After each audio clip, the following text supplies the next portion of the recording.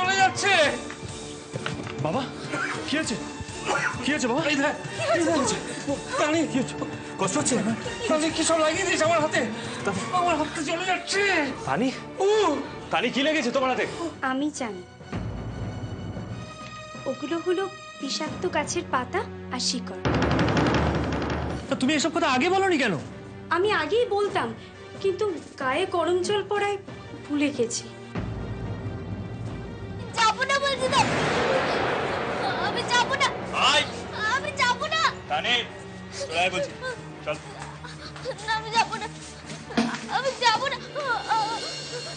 চুপ করে বসে থাক এখানে।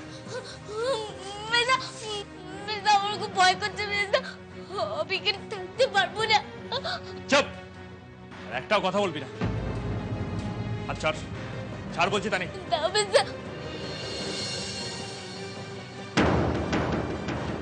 বাবা কি অজ্ঞান হয়ে গেছে নাকি? বোধহয় জ্ঞান নেই রে।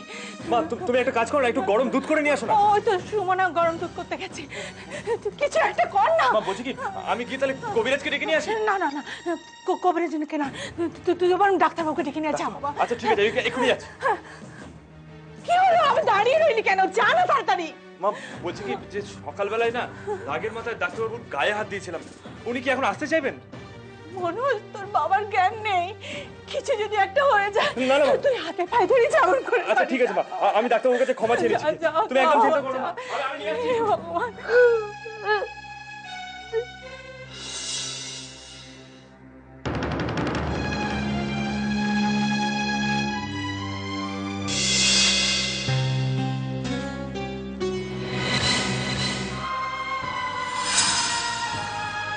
কালো আর ভালো, তোরা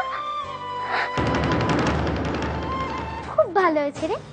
জানিস আমি একা একা কত ভয় পাচ্ছিলাম, অন্ধকার তো আমি খুব ভয় পাই রে। এখন আমার আর কোনো ভয় নেই, তোরা এসে গেছিস তো, এখন আমি সারা রাত এখানে থাকতে পারবো। কোথায় যাচ্ছেন মা?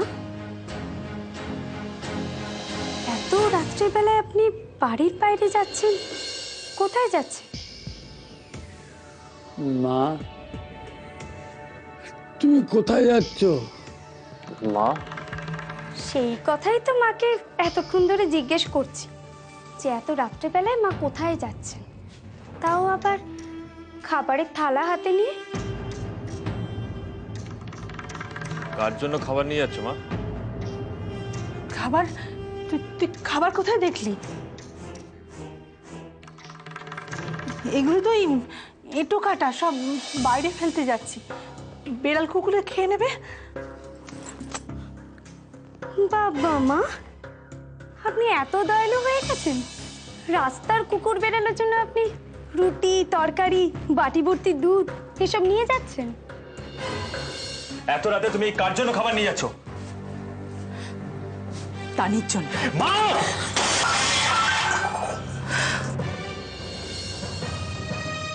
বলেছি না, আজ রাতে তানির খাওয়া দাওয়া বন্ধ।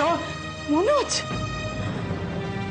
মনোজ, তুই যেমন আমার ছেলে, তানিও তো আমার মেয়ে, তুই আমার কষ্টটা বুঝতে পারছিস না? ওর জন্য আমার মনে কোনো দয়া মায়া নেই। মনোজ, আর ওর জন্য যে দয়া মায়া দেখাবে, আমি কিন্তু তাকেও সহ্য করবো না, আমি বলে দিচ্ছি। মনোজ, মনোজ, তুই কার সঙ্গে এভাবে কথা বলছিস? আমি তোর মা। সে তুমি যেই হও, বাবার চাইতে বেশি তো কেউ নাও। বাবাই আমার কাছে সব। আমি কেউ নয়।